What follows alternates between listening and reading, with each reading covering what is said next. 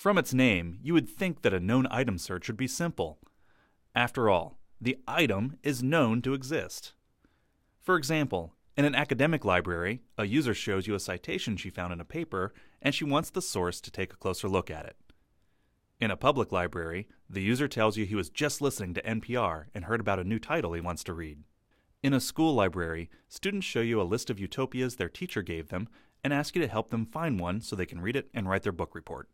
For these known items, all the librarian has to do is plug the title into the correct database and, with luck, the item will pop up and it can point the user in the right direction.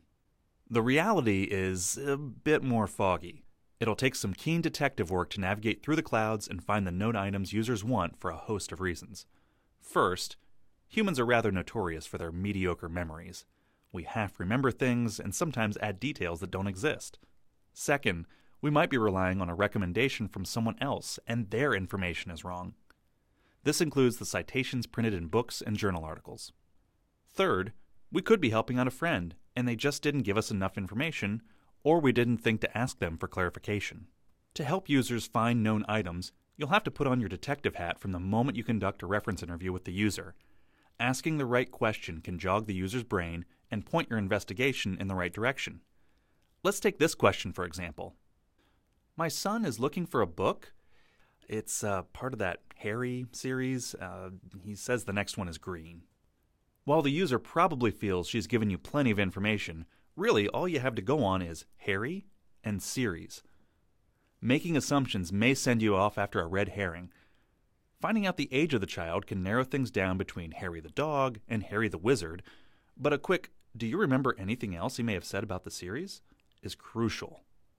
In this case, something about a notebook and spying on people reveals that the patron is actually looking for Harriet the Spy. From there, an online catalog search with pictures of book covers can help narrow down which specific book in the series they are looking for, while bearing in mind that covers of paperback and hardcover books may have different looks. Let's take another example, one in which the user wants a government document. Thankfully, these are migrating to the open web, but they are a bit of their own beast. Government documents have a separate classification system, and they live down their own twisty paths of the web. Let's say this happens. Hi, I want to look at the Obamacare law. This question seems so easy. After all, everyone knows about Obamacare.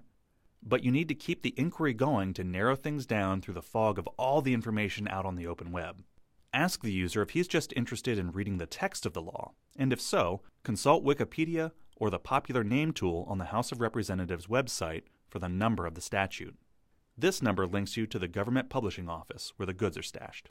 If the patron is doing more in-depth research, the statute's number can be useful for searching a database like Westlaw, which isn't that good at popular names, but gives a complete chronology of all the changes a law has gone through over the years.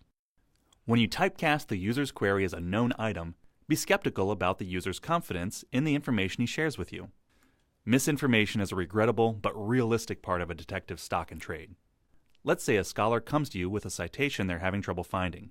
Even if it comes from a peer-reviewed journal, there's a good chance one or more elements, the spelling of the author's name of the journal, volume number, issue number, year of publication, page numbers, are wrong. When in doubt, return to the scene of the crime, the actual source where the user got the citation in the first place. If the user's information and the citation are one and the same, then you might have to be a minimalist, browsing for similarly worded titles, even researching the author, journal, conference proceedings, or series in which it's published. By combining your detective skills with the tools available at your library's databases hub, you should be able to quickly identify what the patron is actually looking for and hunt it down. It may even appear elementary.